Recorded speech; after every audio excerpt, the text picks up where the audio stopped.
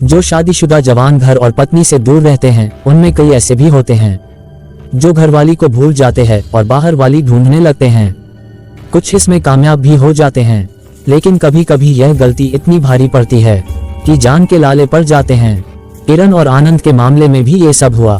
ताजनगरी आगरा ताजमहल के लिए ही प्रसिद्ध नहीं है, बस लोगों के देखने का अपना अपना नजरिया है, क्योंकि ऐसे लोगों की कमी नहीं है जो आगरा को जूतों के लिए भी जानते हैं। बड़ी कंपनियां अपने ब्रांड के जूते यही बनवाती हैं। राम सिंह एक बड़ी जूता कंपनी में काम करते थे। उनका घर आगरा प्रकाश नगर पथवारी बस्ती में था। राम सिंह के परिवार में उनकी पत्नी सरोज, 3 बेटियां थीं। बेटा एक ही था, सागर। 2007 में राम सिंह ने बड़ी बेटी लता का विवाह फिरोजाबाद के गांव हिमायूंपुर निवासी शशि पंडित से कर दिया। इकलौता बेटा सागर जूता फैक्ट्री में जूतों के लिए चमड़े की कटिंग का काम करता था। विवाह की उम्र हो गई तो 2012 में राम सिंह ने सागर का विवाह कर दिया। विवाह के बाद उसके 2 बच्चे हुए। 2014 में सागर का बाइक से एक्सीडेंट हो गया, जिसमें उसकी दाईं आंख में चोट लगी, जिससे उसकी आंख खराब हो गई। उसे नकली आंख लगवानी पड़ी। अपने इकलौते बेटे सागर की ऐसी हालत देखकर राम सिंह भी बीमार पड़ गए। वह तनाव में रहने लगे। नतीजा यह निकला कि वह हाइपरटेंशन के मरीज हो गए और उन्हें घर में रहने को मजबूर होना पड़ा। दूसरी ओर सागर चीख होकर काम पर जाने लगा, लेकिन बड़े परिवार में अकेले उसकी आय से क्या होता। घर के खर्चे, किरण की पढ़ाई का खर्च, पिता की दवाई का खर्च अलग। ऐसे में वह धीरे धीरे कर्ज में डूबने लगा। इसी बीच राम सिंह की मृत्यु हो गई। राम सिंह की मौत के बाद एक समय वह भी आया जब सागर को अपना घर बेचने की सोचनी पड़ी। सागर ने मकान बेचकर कर्जे चुकाए। 8 माह किराए पर रहने के बाद उसने अपने पहले मकान के पास ही मकान ले लिया। उस मकान में 2 ही कमरे थे। जगह की कमी की वजह से सागर ने देवनगर नगला छुबा में किराए का एक और कमरा ले लिया। वहां वह अपनी पत्नी व बच्चों के साथ रहने लगा। सागर की मां सरोज घरों में झाड़ू पोछे का काम करके घर का खर्च चलाने लगी। सागर की बहन किरण ने जी जान से पढ़ाई की। बीए करने के बाद उसने बीएड भी कर लिया। आनंद उर्फ अतुल किरण की बड़ी बहन लता की ससुराल के पास रहता था। 35 वर्षीय अतुल न केवल शादीशुदा था बल्कि उसके 3 बच्चे भी थे। बीएससी पास आनंद खुराफाती दिमाग का था। उसने फिरोजाबाद में फाइनेंस कंपनी खोली और लोगों को लालच देकर खूब लूटा। जब लोग उसे तलाशने लगे तो वह आगरा भाग आया था। आनंद ने लता के पति शशि से कहा कि उसे कहीं नौकरी पर लगवा दे। शशि उसे अच्छी तरह जानता था कि वह किस तरह का इंसान है, फिर भी उसकी मदद की। शशि ने उसे आगरा के एक डॉक्टर के यहाँ नौकरी पर लगवा दिया। इसके बाद आनंद ने बदल बदल कर 2-3 जगह और नौकरी की। फिर वह थाना जगदीशपुरा के गली भदौरिया स्थित खुशी नेत्रालय में बतौर कंपाउंडर काम करने लगा। नेत्रालय में बने कमरे में ही वह रहता भी था। आनंद की तलाश में घर में घुसकर आनंद ने शशि पंडित की ससुराल यानी किरण के घर आना जाना शुरू कर दिया। वहां वह किरण से मिलने आता था। सांवले रंग की किरण आकर्षक नयन नक्श वाली नवयुवती थी। सांचे में ढला उसका बदन किसी मूर्तिकार के हाथों का अद्भुत नमूना जान पड़ता था। 25 वर्षीय किरण पूरी तरह जवान हो गई थी। उसका पूरा यौवन खिलकर महकने लगा था। उसके ख्यालों में भी सपनों का राजकुमार दस्तक देने लगा था। अकेले बिस्तर पर पड़ी वह उसके ख्यालों में ही खोई रहती थी। सोचते सोचते कभी हंसने लगती थी तो कभी लजा जाती थी। वह उम्र के उस पायदान पर खड़ी थी जहां ऐसा होना स्वाभाविक था। आनंद की नजर किरण पर पड़ी तो वह उस पर आसक्त हो गया। किरण के परिवार के बारे में वह सब कुछ जान गया था। ऐसे में वह किरण को अपने प्रेम जाल में फंसाने के जतन करने लगा, ये सब जानते हुए भी कि वह विवाहित है और किरण अविवाहित। आनंद ने अपने विवाहित होने की बात किरण और उसके घर वालों को नहीं बताई थी। जब भी वह किरण के पास आता तो उसके आगे पीछे मंडराता रहता। उसकी यह हरकत किरण से छिपी न रह सकी। किरण उसका विरोध नहीं कर सकी क्योंकि कहीं न कहीं आनंद भी उसे पसंद आ गया था। दोनों के दिलों में प्रेम की भावना जन्म ले रही थी, लेकिन दोनों ने अपनी भावनाओं को जाहिर नहीं होने दिया था। एक दिन किरण जब बाजार जाने के लिए बाहर निकली तो आनंद ने रास्ते में रोककर उसकी तरफ दोस्ती का हाथ बढ़ाया। किरण ने उसकी दोस्ती सहर्ष स्वीकार कर ली। दोनों की दोस्ती परवान चढ़ने लगी। दोनों साथ घूमते और मटर गश्ती करते। इससे दोनों में हद से ज्यादा अपनापन और घनिष्ठता आ गई। दोनों में से अगर कोई एक न मिलता तो दूसरे को अच्छा नहीं लगता था। चेहरे से जैसे खुशी की रेखाएं ही मिट जाती थीं। दोनों की आंखें एक दूसरे को एहसास कराने लगी कि वे एक दूसरे से प्यार करने लगे हैं, लेकिन इस एहसास के बावजूद दोनों ये दर्शाते थे जैसे उनको कुछ पता ही नहीं है। दोनों को एक दूसरे की बहुत चिंता रहती थी। अब जरूरत थी तो इस प्यार को शब्दों में पिरोकर इजहार कर देने की। आनंद ने अपने प्यार का इजहार करने के लिए प्रेम पत्र लिखने की सोची।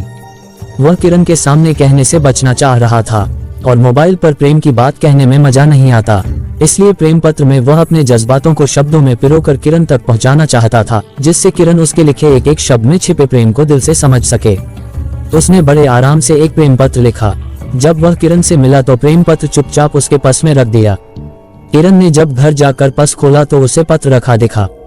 उसने पत्र पढ़ा। जैसे जैसे वह पत्र पढ़ती जा रही थी वैसे वैसे उसके दिल में भी प्यार का जोश हिलोरे मार रहा था। वह तो इसी इंतजार में थी कि आनंद कब उससे प्यार का इजहार करे। आनंद ने प्रेम का इजहार कर दिया था, लेकिन किरण ये सब उसके मुंह से सुनना चाहती थी, इसलिए उसने पत्र का जवाब नहीं दिया। जब पत्र का जवाब नहीं मिला तो आनंद बेचैन हो उठा। अगर किरण पत्र पढ़कर नाराज होती तो उससे संबंध खत्म कर लेती, लेकिन उसने ऐसा भी नहीं किया। एक दिन आनंद किरण की आंखों में आंखें डालकर बोला, किरण, मेरा दिल तुम्हारे पास है। क्या? आश्चर्य में किरण के मुंह से यह शब्द निकला तो आनंद तुरंत बात बदलते हुए बोला, मेरा मतलब है कि मेरा दिल एक फिल्म देखने का है। फिल्म की मैटिनी शो की 2 टिकटें मेरे पास हैं। आज फिल्म देखने चलते हैं, चलोगी? क्यों नहीं चलूंगी, वैसे भी पहली बार फिल्म दिखाने के लिए ले जा रहे हो। किरण की बात सुनकर आनंद मुस्कुराया। फिर दोनों फिल्म देखने सिनेमाघर पहुंच गए। फिल्म शुरू हो गई, लेकिन आनंद का दिल फिल्म देखने के बजाय किरण से प्यार करने को मचल रहा था। कुछ नहीं सूझा तो उसने अपना हाथ किरण के हाथ पर रख दिया और उसके हाथ को धीरे धीरे सहलाने लगा। किरण ने सोचा कि शायद वह अंधेरे का फायदा उठाकर उससे प्यार का इजहार करना चाहता है, इसीलिए वह फिल्म दिखाने लाया है। जब काफी देर तक आनंद कुछ नहीं बोला तो किरण झुंझला उठी। इंटरवल होते ही वह आनंद से बोली, अनु, चलो, अब मेरा मन फिल्म देखने का नहीं कर रहा है, कहीं और चलते हैं। आनंद को पहली बार किसी ने प्यार का नाम दिया था, अनु। उसे किरण पर बहुत प्यार आ रहा था। इस पर आनंद उसके साथ तुरंत बाहर आ गया। थोड़ी देर बाद दोनों एक बाग में बैठे हुए थे। किरण का धैर्य जवाब दे गया था। वह आनंद से बोली, अनु, मुझे न जाने क्यों लगता है कि कई दिनों से तुम मुझसे कुछ कहना चाहते हो, लेकिन संकोचवश कह नहीं पा रहे हो। किरण ने यह बात आनंद की आंखों में आंखें डालकर कही थी। इससे आनंद का हौसला बढ़ा तो वह बोला, किरण, मैंने कई बार तुम तक अपने दिल की बात पहुंचाई, लेकिन तुमने जवाब देना उचित न समझा। ये भी तो हो सकता है कि मेरा मन उस बात को तुम्हारे मुंह से सुनना चाहता हो। ये सुनकर आनंद चौंका। उसे उम्मीद की एक किरण दिखी तो उसने उत्साहित होकर किरण का हाथ थाम लिया। किरण, मैं तुम्हें प्यार करने लगा हूँ। यही बात मैं तुमसे कहने की कोशिश कर रहा था, लेकिन तुम्हारी तरफ से कोई जवाब न मिलने की वजह से मैं बेचैन था। अब मेरी मोहब्बत का आईना तुम्हारे हाथों में है। चाहो तो उसमें अपना अक्स देखकर मेरी जिंदगी संवार दो, या उसको चकनाचूर करके मेरी सांसों की डोर तोड़ दो। फैसला कर लो, तुम्हें क्या करना है। आनंद के प्रेम की गहराई देखकर किरण के चेहरे पर खुशी की लहर दौड़ गई। वह अपना दूसरा हाथ आनंद के हाथ पर रखती हुई बोली, अनु, मैं भी तुम्हें बहुत चाहती हूँ। मैं ये बात जान चुकी थी कि तुम भी मुझसे प्यार करते हो, लेकिन जुबान से प्यार का इजहार करने के बजाय तुम दूसरे तरीके अपना रहे थे। इससे मेरी झुंझलाहट बढ़ती जा रही थी। यह कोई जरूरी नहीं कि प्यार का इजहार जुबान से किया जाए, वह किसी भी तरीके से किया जा सकता है। यह अलग बात है कि तुम्हारे दिल में जुबान से इजहार सुनने की चाहत छिपी थी, लेकिन तुम्हारे जवाब न देने से मेरी कई रातें जागते हुए बीती। आनंद ने एक पल में अपने दिल की तड़प को बयान कर दिया।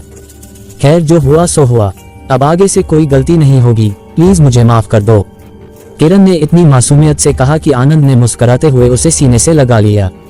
सीने से लगते ही किरण ने भी प्यार में डूबकर अपनी आंखों के पर्दे गिरा दिए। दोनों एक अजीब सा सुकून महसूस कर रहे थे। वहां कुछ देर और रुककर दोनों वापस लौट आए। इसके बाद तो दोनों के प्यार को मानो पंख ही लग गए। मिलने के लिए आनंद के पास वैसे ही जगह नहीं थी। जिस नेत्रालय में वह रहता था, उसके अलावा उसका कोई ठिकाना नहीं था। एक दिन उसने नेत्रालय के उसी कमरे में जिसमें वह रहता था, उसने किरण के जिस्म से आनंद लेने का मन बना लिया। वह दिन भी आ गया जब आनंद ने प्यार के पलों में किरण को बहका लिया और उसके जिस्म से अपने जिस्म का मेल करा दिया। दोनों के मन के साथ साथ तन भी मिल गए। किरण के तन को पाकर आनंद काफी खुश था। इसके बाद तो यह मिलन बार बार दोहराया जाने लगा। 2016 में आनंद ने खुशी नेत्रालय में किरण की भी नौकरी लगवा दी। अब हर समय किरण और आनंद एक दूसरे के साथ होते। उनकी मोहब्बत परवान चढ़ती रही। 1 वर्ष बीतते बीतते दोनों के संबंध की जानकारी किरण की मां सरोज को हो गई।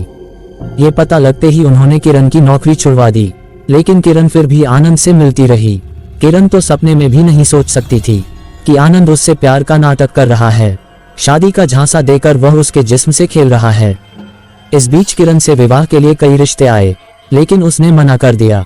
उसके चक्कर में उसकी छोटी बहन कविता का विवाह भी नहीं हो सकता था। किरण की मां सरोज व भाई सागर को मथुरा का एक अच्छा परिवार मिल गया। उस परिवार का लड़का दिल्ली में रहकर सोफे बनाने का काम करता था। उस लड़के व उसके परिवार को कविता पसंद आ गई। परिवार अच्छा होने की वजह से सरोज ने उस युवक से अपनी बेटी कविता की कोर्ट मैरिज करा दी। ये पिछले साल नवंबर की बात है। इधर किरण अब जब भी आनंद से मिलती तो विवाह करने की जिद करती। अब आनंद के लिए किरण को समझाना मुश्किल होने लगा। इसे लेकर वह तनाव में रहने लगा। कोरोना वायरस का प्रकोप पूरे विश्व में फैला हुआ था। उससे बचाने के लिए भारत सरकार ने देश में लॉकडाउन कर रखा था। उत्तर प्रदेश की बात करें तो ताज नगरी आगरा में कोरोना संक्रमितों की संख्या सबसे अधिक थी। 21 अप्रैल की रात 9 बजे आगरा के थाना लोहामंडी क्षेत्र के हसनपुरा में रहने वाले वरुण प्रजापति ने गजानन नगर में रहने वाली डॉक्टर गरिमा बंसल के घर के पास एक कार्टन बॉम्ब पड़ा देखा। आश्चर्य की बात यह थी कि वह बॉम्ब सफेद चादर में बंधा हुआ था। वरुण ने आसपास के लोगों को बुलाया। लोगों के आने पर तरह तरह की बातें होने लगी। ये रहस्य जानने को सभी बेकरार थे कि बॉम्ब्स में है क्या। पता चला कि वह कार्टन बॉम्ब्स दोपहर में वहां नहीं था। शाम को अंधेरा गिरने पर किसी ने उसे वहां डाला होगा। मामला संदिग्ध होने पर वरुण ने 112 नंबर पर कॉल करके पुलिस को सूचना दे दी। सूचना मिलते ही एसपी सिटी रोतरे बोहन प्रसाद व शाहगंज थाना पुलिस मौके पर पहुंच गई। जहां बॉक्स मिला था वहां से महज 1 किलोमीटर की दूरी पर थाना शाहगंज था। इंस्पेक्टर सत्येंद्र राघव ने वहां पहुंचने के बाद एक पुलिसकर्मी को पीपीई किट पहनाकर 2 फुट का वह कार्टन बॉम्ब्स खुलवाया। बॉम्ब्स खुलने पर उसमें एक युवती की लाश मिली। मृतका की उम्र लगभग 25-26 वर्ष रही होगी। उसके गले पर दबाने के निशान थे। मृतका ने नीले रंग का सलवार सूट पहन रखा था। उसके पैर दुपट्टे से बंधे हुए थे। दाएं हाथ पर किरण लिखा था। बॉम्ब्स पर जो चादर बंधी थी और वह बॉम्ब्स किसी अस्पताल के लग रहे थे। बॉम्ब्स दवाइयों में इस्तेमाल होने वाला था। चादर भी अस्पतालों में बिछाई जाने वाली थी। इससे लगा कि हत्यारे का कनेक्शन किसी हॉस्पिटल से है। 1 किलोमीटर तक के अस्पतालों की जानकारी एकत्र की गई तो ऐसा कोई हॉस्पिटल नहीं मिला। मृतका की लाश के फोटो भी कोई नहीं पहचान पाया। मृतका की शिनाख्त नहीं हो पाई तो इंस्पेक्टर सत्येंद्र राघव ने लाश को माचरी में रखवा दिया। फिर थाने आकर उन्होंने वरुण प्रजापति से लिखित तहरीर ली और अज्ञात के विरुद्ध भादमवी की धारा 302-201 के तहत मुकदमा दर्ज करा दिया। अगले दिन एक महिला अपने बेटे के साथ शाहगंज थाने पहुंची और अपना नाम सरोज व बेटे का नाम सागर बताया। उन दोनों के अनुसार वे लाश मिलने की बात सुनकर थाने पहुंचे थे। सरोज की बेटी किरण घटना वाले दिन सुबह 10 बजे घर से निकली थी लेकिन वापस नहीं लौटी थी। इंस्पेक्टर सत्येंद्र राघव ने उन्हें लाश का फोटो दिखाया तो सरोज रो पड़ी। वह लाश उसकी बेटी किरण की ही थी। शिनाख्त होने पर इंस्पेक्टर राघव ने उनसे किरण के बारे में पूछताछ की, लेकिन सरोज ने कुछ भी ऐसा नहीं बताया जो पुलिस के काम का होता। वह किरण के प्रेम संबंधों को बदनामी के डर से छिपा गईं। इंस्पेक्टर राघव ने बॉम्ब्स मिलने के स्थान की सीसीटीवी फुटेज खंगालनी शुरू की। सीसीटीवी फुटेज में एक व्यक्ति बाइक पर पीछे बॉम्ब्स रखे आता दिखाई दिया। उस इलाके की पूरी सीसीटीवी फुटेज देखते हुए इंस्पेक्टर राघव खुशी नेत्रालय तक पहुंच गए। लॉकडाउन की वजह से नेत्रालय बंद चल था, लेकिन उन्हें ये जानकारी मिल गई कि उस नेत्रालय में कोई रहता है। वह नेत्रालय पहुंचे तो आनंद ने गेट खोला। पुलिस को वहां आया देखकर वह चौंका और भागने की कोशिश की, लेकिन पुलिस से बचकर भाग नहीं पाया। पुलिस को उसकी हीरो सुपर स्प्लेंडर बाइक भी वहीं खड़ी मिल गई। ये वही बाइक थी जिस पर आनंद बॉम्ब्स रखकर फेंकने ले गया था। उसके पास से किरण की पासबुक और आधार कार्ड भी बरामद हो गए। थाने लाकर जब आनंद से सख्ती से पूछताछ की गई तो वह टूट गया और हत्या की वजह बता दी। किरण ने शादी करने की बात को लेकर आनंद का जीना हराम कर दिया था। दिन रात बस एक ही रट की शादी कर लो, जबकि आनंद पहले से ही शादीशुदा था। वह तो उसके साथ खेल रहा था। ऐसे में शादी करने का तो सवाल ही नहीं उठता था। 21 अप्रैल की सुबह 10 बजे किरण घर से अपनी मां से कहकर निकली कि वह आनंद से मिलने जा रही है। किरण सीधे वहां से खुशी नेत्रालय पहुंची। लॉकडाउन की वजह से नेत्रालय बंद था, लेकिन आनंद अंदर अपने कमरे में मौजूद था। आनंद और किरण बैठकर बात करने लगे। बात में ही शादी को लेकर दोनों में विवाद होने लगा। दोपहर 12:30 बजे आनंद ने प्लास्टिक की रस्सी से किरण का गला घोंट दिया, जिससे किरण की मौत हो गई। आनंद ने किरण के पैरों को उसके दुपट्टे से बांध दिया। फिर नेत्रालय में रखे एक 2 फुट के कार्टन बॉम्ब्स और सफेद चादर को उठा लाया। कार्टन बॉम्ब्स में आंखों के लेंस आते थे। उस बॉम्ब्स में उसने किसी तरह किरण की लाश को ठूंसा और कार्टन बंद करके उसे उसी प्लास्टिक की रस्सी से बांध दिया, जिससे उसने किरण का गला घोंटा था। इसके बाद कार्टन बॉम्ब्स को सफेद चादर से बांध कर रख दिया और रात होने का इंतजार करने लगा। वह 7.5 घंटे लाश को अपने कमरे में रखे रहा।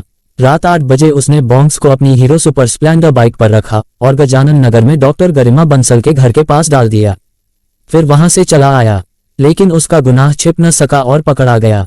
इंस्पेक्टर सत्येंद्र राघव ने आवश्यक कानूनी लिखापढ़ी करने के बाद अतुल कुमार उर्फ आनंद को न्यायालय में पेश किया, जहां से उसे न्यायिक अभिरक्षा में जेल भेज दिया गया। कथा पुलिस सूत्र पर आधारित। धन्यवाद।